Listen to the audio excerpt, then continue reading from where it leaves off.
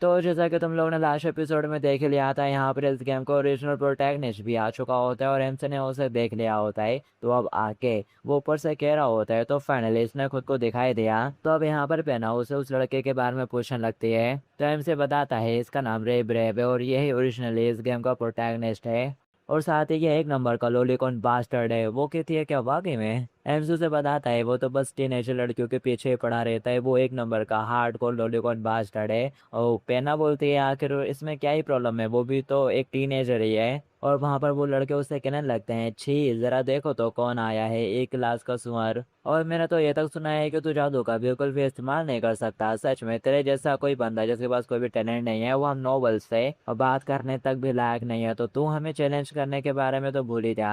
अब उनके बाद उनके प्रोटैगनिस्ट को भी थोड़ा बुरा फील होता है और वही बता रहा होता है कहानी की शुरुआत में जो मेन कैरेक्टर है वो एक सुस्त पर्सन है जो कि जादू का इस्तेमाल बिल्कुल भी नहीं कर सकता। और वो एक ऐसा कैरेक्टर है जो कि सिर्फ अपनी तलवारबाजी के स्किल के दम पर ही लड़ सकता है। और यहाँ पर अब उन लोगों से कह रहा होता है इससे कोई फर्क नहीं पड़ता, भले ही मेरे को भी जादू नहीं आता हो, लेकिन फिर भी मैं अकेडमी के टॉप तक पहुंचूंगा बिना जादू का इस्तेमाल किए। और मैं ये बात साबित कर दूंगा कि कॉमनर्स भी हार्ड वर्क कर कर बेस्ट जीनियस को हरा सकते हैं। एम से बोलता है वो यहाँ पर भले ही अभी बड़ी बड़ी बातें कर रहा है, लेकिन इसका जादू बहुत जल्दी ही अवेक होने वाला है, क्योंकि असल में ये किसी लेजेंडरी ग्रेट हीरो का डिसेंडेंट है और ये एक ऐसा मैजिक अवेक करेगा जो कि सिर्फ यही इस्तेमाल कर सकता है। और अभी यहाँ पर ये बड़ी बड़ी बातें कर रहा है जैसे कि कॉमनर्स भी जीनियस को हरा सकते हैं, और इससे ऐसा लगता है कि ये हीरो बनने के लिए फिट बैठता है। लेकिन देखा जाए तो ये खुद भी एक एलाइड ब्लड लाइन से ही आता है। पेना कहते हैं तो ये प्रोटैगनिस्ट है, मतलब कि इवेंचुअली यही दुनिया को बचाएगा। वो बोलता है हाँ, और फिर एकदम से उसे याद आता है कि ये जो डेमोनियो का कैरेक्टर है वो भी इसी के हाथों से मरने वाला है, यानी कि मैं इसी के हाथों से खत्म होऊंगा गेम के एंड में।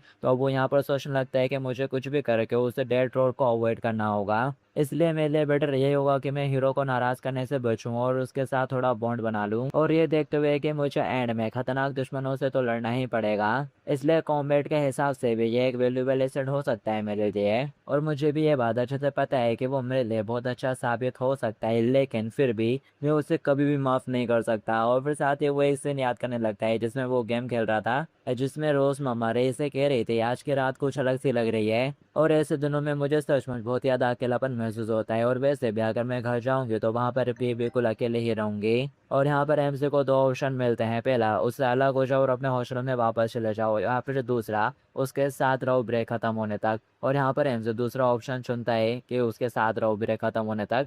लेकिन यहाँ पर प्रोटैगनिस्ट ही मना कर देता है, नहीं देर हो जाएगी, मैं मुसीबत में पड़े आऊंगा, मुझे जल्दी ही घर जाना है। जो देखकर एमसी बहुत ज़्यादा फ्रस्ट्रेट हो जाता है, ये तक कि वो हाथ मार के कीबोर्ड ही तोड़ डालता है और खड़े होकर फ्रस्ट्रेशन के मारे चिल्लाता भी है क्यों। और फिर खाने पर एंड में आ जाते हैं, और ये वो किस्सा था जिसकी वजह से अपना एम से प्रोटैगनिस्ट को कभी भी माफ नहीं कर सकता। और वो सोच रहा होता है मैं तो बस उससे दूर रहने की ही कोशिश करूंगा, और यही मेरे मेंटल स्टेट को प्रोटेक्ट करने के लिए सबसे अच्छा ऑप्शन है। और इसी बीच अब तक प्रोटैगनिस्ट रेन है उनमें से एक बंदे को पीट भी दिया होता है, और फिर वो लोग उसे धमकाते हुए वहां से चले जाते हैं। और वो लड़की उसे कहती है तुमने मेरे को बिल्कुल भी डिसअपॉइंट नहीं करा रही, लेकिन वो कहीं और ही देख रहा होता है। तो वो उससे पूछती है क्या हो गया। वो कहता है वेल मुझे अभी ऐसा लगा जैसे कि कोई बंदा मेरे को बहुत ही बुरी तरीके से घूर रहा था ब्लड लस्ट के साथ, और ऐसा लग रहा था कि जैसे कि वो मेरे से बहुत ज्यादा फ्रस्ट्रेटेड है। और फिर एक घंटे बाद एमसी बताता है अगर चीजें गेम के हिसाब से चल रही हैं तो इस वक्त जो प्रोटैगनिस्ट है वो अलग अलग लड़कियों से मिल रहा होगा, ऐसे सीन हो रहे होंगे और उनके साथ बॉन्ड बना रहा होगा। लेकिन दूसरी तरफ मैं गेस वर्ड अपना एम से मम्मा गैलोरिया की क्लास अटेंड कर रहा होता है बिल्कुल एक अच्छे स्टूडेंट की तरह।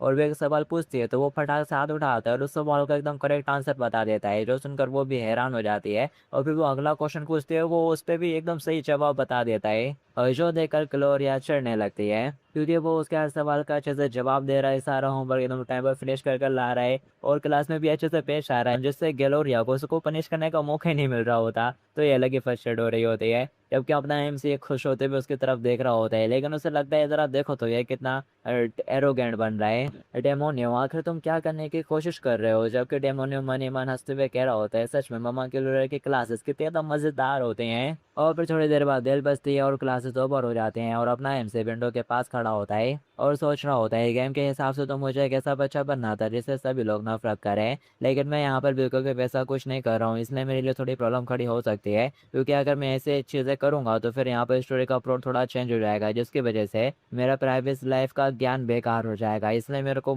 थोड़ा बैलेंस बनाने की ज़रूरत है। और फिर तभी एमसी की नज़र बाहर पड़ती है जहाँ पर कुछ लड़कों ने दो लड़कियों को घेर लिया होता है और ये दोनों वही लड़कियां होती हैं जिन्होंने एमसी को आगे से अप्रोच करा था। कैरोल और मीना और ये लोग एमसी की क्लासमेट है और एमसी भी उनको पहचान लेता है और अभी एक बंदा उनको डराते हुए कह रहा होता है, फर्स्ट ईयर के स्टूडेंट्स, तुमने यहाँ पर ग्रे के जूते के ऊपर कॉफी गिराई है, ऐसा बिल्कुल भी मत सोचना कि हम लोग तुम्हें आसानी से यहाँ से जाने देंगे। एक लड़की बोलती है, हमने ठीक से माफी मांग ली है ना। तभी दूसरा कहने लगता है, इससे काम नहीं चलेगा, इधर आओ। और फिर उन तीनों में से कोई एक आगे बढ़कर उसको छुरी से पकड़ लेता है और कहता है, डरो मत, हम लोग तुमको नुकसान नहीं पहुंचाएंगे, लेकिन अगर तुमने मेरी बातें नहीं मानी तो फिर मैं तुम्हें एकेडमी से निकलवा दूंगा और तुम तो जानते ही हो कि मैं कौन हूँ, है ना। और पीछे तो उसका एक दोस्त कहता है, अरे जरा देखो तो ग्रे को, ऐसा लगता है कि उसे फर्स्ट ईयर की लड़कियां छेड़ना बहुत ज्यादा अच्छा लग रहा है। दूसरा कहता है, लगता है कि वो उनके साथ है, तब तक खेलने का प्लान बना रहा है जब तक कि वो टूट ना जाए। वैसे भी उसके माता पिता उसके द्वारा फैलाए गए गंद को हर समय साफ करते रहते हैं, लेकिन फिर भी वो क्या ये सब कर करके परेशान नहीं हो जाते। और यहाँ पर एम से ऊपर से सब गौर से देख रहा होता है तो पेना उससे कहने लगती है, क्या तुम उनको बचाने जाने वाले हो। एमसी कहता है, वेल वो मेरे क्लासमेट्स हैं। पेना कहती है, तो तुम मिच्योर लेडीज के अलावा दूसरे लोगों को भी बचाते हो। एमसी कहता है, ऐसे मत बोलो, ये बहुत ज्यादा रूड लग रहा है, लेकिन ये सच है, मुझे उन यंग लड़कियों में जरा सी भी दिलचस्पी नहीं है, लेकिन मैं एक ऐसा बेटा बनना चाहता हूँ जिस पर मेरी मम्मा को प्राउड हो। और ऐसा कहते हुए वो विंडो से नीचे कूद रहा होता है और फिर साथ ही नीचे लैंड कर कर एक स्टाइलिश एंट्री मारता है और फिर एक लड़के का ध्यान उसकी तरफ चला जाता है। वो कहने लगता है, अरे मास्टर डेमोनियो। और अब यहाँ पर वो लड़के भी उसको देख लेते हैं और इन लड़कों को डेमोनियो के बारे में पता होता है कि उसने फर्स्ट प्लेस हासिल करा था और वो एक बड़ी फैमिली से आता है। तो वो लोग अब उसको देखकर यहाँ पर थोड़ा घबरा गए होते हैं और हमसे सोच रहा होता है, ऐसा लगता है कि वो क्लास है कि थर्ड ईयर के स्टूडेंट्स है और मुझे लगता है कि सेकेंड में इन द एंड हार आएगी, चलती ही है। और दूसरी तरफ वो लोग खुद को दिलासा देते हुए कह रहे होते हैं, रिलैक्स हो जाओ यार, भले वो कोई जीनियस हो लेकिन है तो वो फर्स्ट ईयर का बंदा ही। और एमसी बता रहा होता है, ओरिजिनली गेम के अंदर डेमोनियो एक ऐसा कैरेक्टर है, अगर उसे कोई भी परेशान करता है या जरा सा भी गुस्सा दिला देता है तो वो उसको बुरी तरह से फीड देता है और वो अपने सीनियर्स को तक को भी नहीं छोड़ता। और उसने ऐसा कर करके फर्स्ट ईयर के स्टार्टिंग में ही अपने लिए काफी बदनामी हासिल कर ली थी। हालांकि अभी यहाँ पर मैं हूँ और वो उनके लीडर के पास पहुंच जाता है और कहने लगता है, आई एम सॉरी सीनियर। और झुकते हुए कहता है, मैं अपने क्लासमेट्स की तरफ से माफी मांगता हूँ, वो दोनों लड़कियां मेरे क्लासमेट हैं और उनकी जगह मैं तुमको कॉम्पनसेशन देने के लिए तैयार हूँ, इसलिए प्लीज उन्हें माफ कर दो और जाने दो। अब ये देखकर वो दोनों लड़कियां हैरान हो जाती हैं, जबकि जो बुली रहता है अब ये देखकर उसकी हिम्मत बढ़ जाती है और वो कहने लगता है, ये क्या, ये आदमी तो बिल्कुल डरपोक निकला। और उसके दोस्त लोग कहने लगते हैं, बहुत अच्छी इसी तरह से हमारे सामने पोलाइट तरीके से पेश आया करो तो मैं अच्छे पॉइंट मिलेंगे। और एमजे सोच रहा होता है, मेरा एक घमंडी विलन बनने का कोई भी इंटेंशन नहीं है, मैं अपना सिर उतना ही झुकाऊंगा जितना जरूरी होगा। और फिर तभी यहाँ पर वो बुली बंदा आगे बढ़ते हुए उसके पेट में जोर की लात मारता है और फिर वो लोग उसे खेल लेते हैं और बुरी तरीके से मारना शुरू कर देते हैं, जो देखकर लड़कियां भी घबरा जाती हैं। और उसको मारने के बाद बोस बंदा कहने लगता है, ये क्या, तूने तो बिल्कुल भी फाइट बैक नहीं करी, सच में तू कितना बड़ा बेवकूफ है, चलो आज मैं तेरे को इसी बात के लिए जाने देता हूँ। और एमजे सोचता है, तो चलो इनका हुआ तो सही। कि तभी वो बॉस बंदा जाते जाते एक और बात कह देता है, तुझे तमीज से पेश आना चाहिए और जाकर अपनी मोम के संतरे चूसने चाहिए, आखिरकार तो फर्स्ट ईयर का बच्चा जो है। लेकिन अब ये सुनते ही एमसी का पारा ऊपर चला जाता है, वो उसको कॉलर से पकड़ के उठा लेता है और चिल्लाते हुए कहता है, यू बास्टर्ड, क्या कहा तूने, मुझे जाकर अपने मोम के संतरे चूसने चाहिए, क्या तेरे को कोई आइडिया भी है कि मुझे कितना ज्यादा। और साथ ही वो एक सीन इमेजिन करने लगता है जिसमें रोज ने उसको अपने साथ सोने के लिए इनवाइट किया था। और फिर थोड़ी देर बाद यहाँ पर वो लोग सो जाते हैं, हालांकि अपने एमसी को नींद नहीं आ रही होती। और फिर तब यहाँ पर जो रोज रहती है और वो एकदम से नींद में एमसी की तरफ मुड़ जाती है सोते हुए और यहाँ पर उसके हल्के से संतरे रिवेल हो जाते हैं, जिन्हें देखकर एमसी बहुत ज्यादा एक्साइटेड हो जाते हैं और हाथ आगे बढ़ाने लगता है उन्हें टच करने के लिए, लेकिन एंड में वो खुद को रोक लेता है और सोच रहा होता है, वो मुझसे मदर वाला प्यार करती है और मेरे को इसका रिस्पॉन्स नट्स के साथ बिल्कुल भी नहीं करना चाहिए, मुझे होल्ड बैक करने की ज़रूरत है। और फिर कहानी फिर से एंड में आ जाती है जहाँ पर वो उसको पटक के मारता है और चिल्लाते हुए कहता है, क्या तेरे को ज़रा सा भी अंदाजा है कि मैं आमतौर पर कितना ज़्यादा होल्ड बैक करने की कोशिश करता हूँ। और यहाँ पर उस बंदे का काम तमाम हो चुका होता है, वो वहीं पे गिर जाता है दीवार से ठोके और इनसे गुस्से के साथ उससे कहता है, मम्मा उसके संतरे एक बहुत ही ज़्यादा पवित्र चीज होती है और अपनी गंदी जबान से उसके बारे में कुछ भी बोलने की हिम्मत मत कर, नहीं तो मैं तेरे को छोड़ूंगा नहीं। और फिर यहाँ पर उसको दोस्त लोग उसको उठाकर ले जाते हैं और वो दोनों लड़के हमसे बहुत ज्यादा इंप्रेस हो चुके होते हैं, तो वो उससे जाकर चिपक जाती हैं और बोल रही होती हैं, सीरियसली तुमको हमारे लिए ऐसा करने की कोई जरूरत नहीं थी। और साइड में पियाना बोल रही होती है, सच में मुझे बिल्कुल भी अंदाजा नहीं है कि तुमको अचानक से किस बात के ऊपर गुस्सा आ जाता है। और यहाँ पर भले वो दोनों लड़कियां उनसे चिपती थी लेकिन एमसी को कोई फर्क नहीं पड़ता और वो सोच रहा होता है, मुझे बिल्कुल पता ही नहीं था कि ऐसा भी कोई सीन होता है और ये दोनों कैरेक्टर गेम में ज्यादा दिखते नहीं है ना। और यहाँ पर एमसी ग्रे के बारे में बताता है, ऐसा लगता है कि जो ग्रे था वो थर्ड ईयर में हाई रैंकिंग पे था और उसकी फैमिली पावर हाउस है, तो जिसके रिजल्ट में और फिर इसके बाद दिखाया जाता है अब पूरे स्कूल में उसकी अफवाहें फैल गई होते हैं कि उसने किस तरह से ग्रे को पीट दिया है। और यहाँ पर वो दोनों लड़कियां तो बाकी लड़कियों के बीच में उसकी तारीफों के फुल बांध रही होती हैं कि वो उस समय वो कितना ज़्यादा फूल था और कितने खतरनाक अंदाज में उसने उसको धमकी दी थी। और यहाँ पर एक लड़का कहता है अरे अफवाहें तो ऐसी हैं कि वो तो संतरों के बारे में कुछ बात कर रहा था। दूसरा बंदा कहता है अरे बेवकूफ मत बन, वो एक जीनियस स्टूडेंट है, वो कभी भी ऐसी बातें नहीं कहेगा। हालांकि इसको क्या पता है हमसे कितना बड़ा कमीना है। एक लड़का कहता है अरे अफवाहें तो ऐसी हैं कि वो तो संतरों के बारे में कुछ बात कर रहा था। दूसरा बंदा कहता है अरे बेवकूफ मत बन, वो एक जीनियस स्टूडेंट है, वो कभी भी ऐसी बातें नहीं कहेगा। हालांकि इसको क्या पता है हमसे कितना बड़ा कमीना है। और फिर यहाँ पर और भी ज्यादा हाई लोग होता है, एमसी का वो किस्सा पहुंच जाता है जिससे वो मामा गेलोरिया को बोलते होंगे, तो फिर यहाँ पर गेलोरिया एमसी को बुलाती है और यहाँ पर एमसी सच चुका है उसके सामने बैठा होता है और एमसी सोच रहा होता है तो एंड में मेरे साथ इसी तरह से बिहेव किया जा रहा है जैसे कि मैं एक बिगड़ैल बच्चा हूँ और दूसरों के लिए मुसीबत खड़ी करता रहता हूँ और उन्हें परेशान करता हूँ। लगता है कि इसे चेंज नहीं कर सकता, शायद यही गेम की किस्मत की पावर है, जबकि साइड से पेना कह रही होती है ऐसा कुछ नहीं है, तुमने खुद ही मुसीबत बोल ली है। और गेलोरिया कहती है तो आखिरकार तुमने अपना असली रंग दिखाई दिया। मैं तो सोचने लगी थी कि तुम तो एक काफी डेलोकेंट स्टूडेंट हो, लेकिन एंड में तुमने दिखाई दिया कि तुम एक शरारती बच्चे हो, मुसीबत खड़ी करने वाले। वेल मैं तुमसे और भी ज्यादा बहुत कुछ कहना चाहती थी और बहुत ज्यादा अच्छे से डांटना चाहती थी, लेकिन कोलर और मीना मेरे पास आई थी और उन्होंने मुझे सब कुछ बता दिया है अच्छे से। ऐसा लगता है कि तुमने उन्हें तब बचाया था जब कुछ सीनियर स्टूडेंट्स उन्हें परेशान कर रहे थे, तो एक तरह से तुमने वहां पर जो कुछ भी करा वो खुद के सेल्फ डिफेंस में ही था। लेकिन ऐसा बिल्कुल भी मत सोचना कि मैं तुम्हें जाने दूंगी, मैं सजा के तौर पर मैं तुमसे मैदान के बीच चक्कर लगवाऊंगी। एम से कहता है ठीक है, मैं माफी चाहता हूँ और अब से मैं एकदम केयरफुल रहूंगा।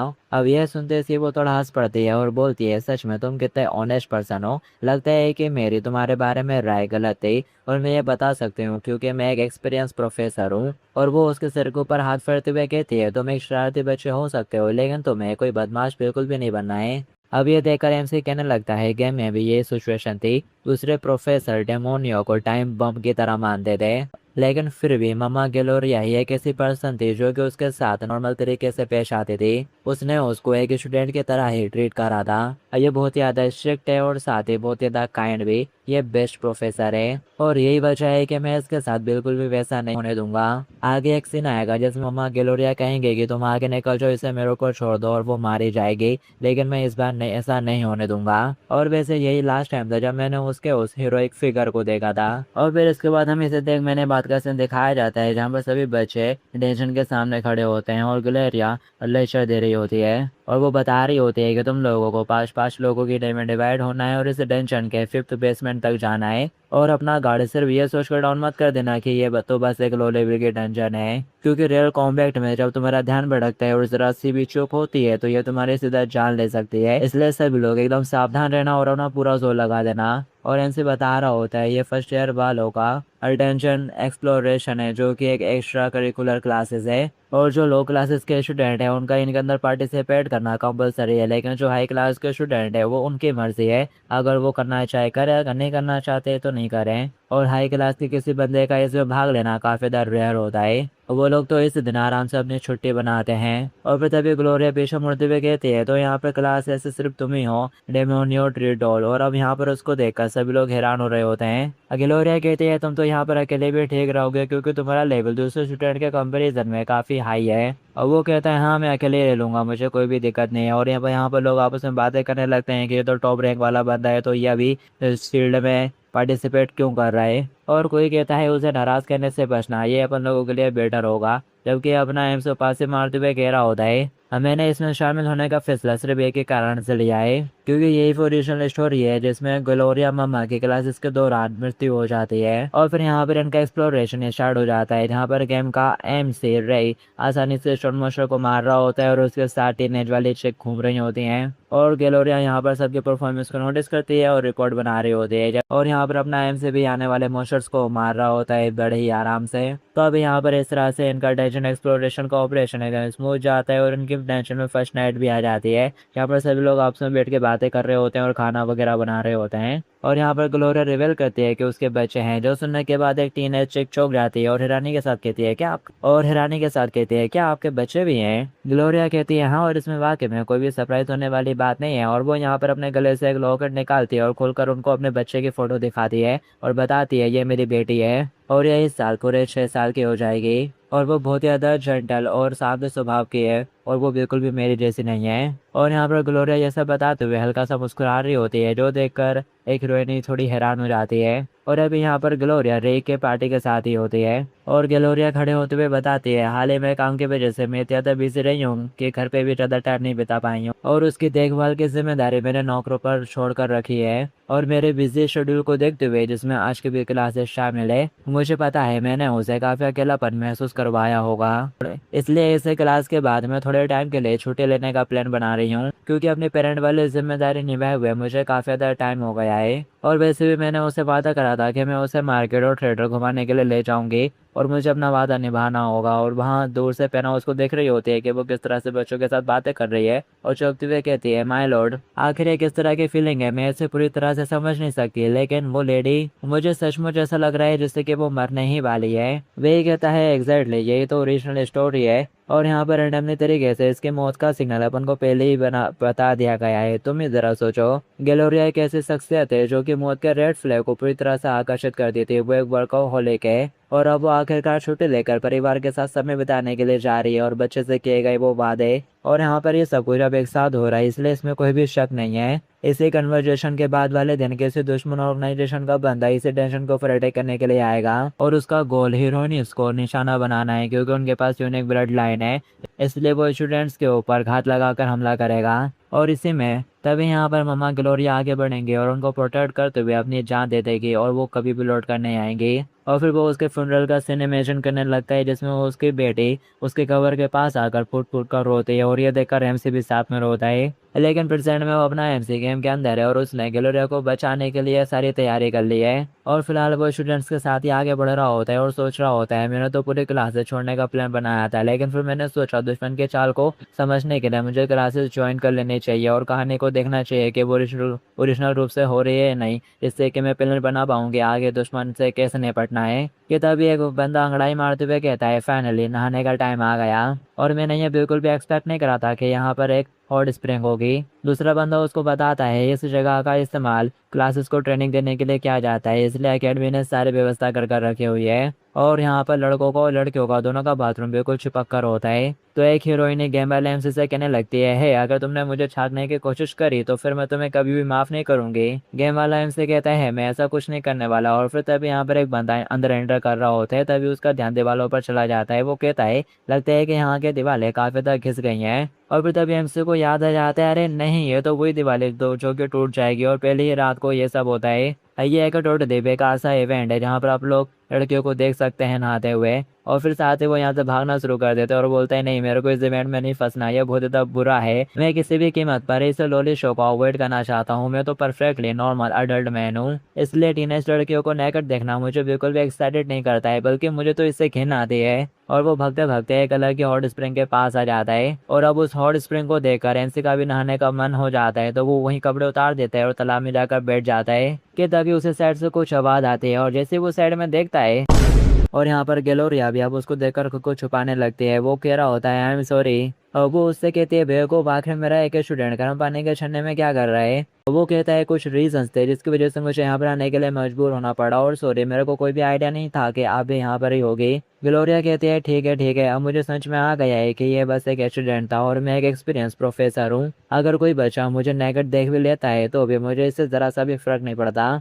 अब उसकी बात सुन के ऐसे सोचता है वो ये कितनी ज्यादा क्यूट है, उसे बहुत ज्यादा शर्म आ रही है, लेकिन एक अडल्ट होने का उसका प्राइड उसे सच बोलने और शर्मिंदगी जताने नहीं दे रहा है, इसलिए वो शांत रहने की पूरी तरह से कोशिश कर रही है। So cute. तभी ग्लोरिया कहती है हालांकि मैं तुमको एक बात बताना चाहती हूँ, पहले मेरी बॉडी बहुत ज्यादा टून हुआ करती थी और मेरे पास तो एस भी थे, लेकिन अब काम के ज़्यादा होने की वजह से मैं अच्छे से वर्कआउट नहीं कर पाती हूँ। एम से सोचता है सो क्यूट, वो तरह तरह के बहाने बना रही है क्योंकि उसे चिंता है कि उसकी बॉडी आउट ऑफ शेप हो गई है और उसने अपने पुराने शरीर की बनावट की बात करी जबकि उससे किसी ने पूछा भी नहीं था। सच में ये एक बहुत ही बेतुका सा बहाना है जो कि यंग हीरोइन का चार्म होता है। तभी ग्लोरिया थोड़ा हंसते हुए कहती है, सच में तुम्हारी किस्मत तो आज काफी ज्यादा बेकार थी। आज तुम्हारा स्प्रिंग के अंदर गलती से किसी के साथ इनकाउंटर हो गया और वह भी तो मेरी जैसी बूढ़ी लेडी प्रोफेसर के साथ। और मुझे अच्छी तरह से पता है कि मेरे स्टूडेंट्स मेरे बारे में क्या सोचते हैं। वो लोग तो मेरी नेकेड बॉडी को देखकर बोर हो जाएंगे। मुझे पूरा यकीन है कि वो एक यंग लेडी की नेकेड बॉडी को देखना ज्यादा प्रेफर करेंगे।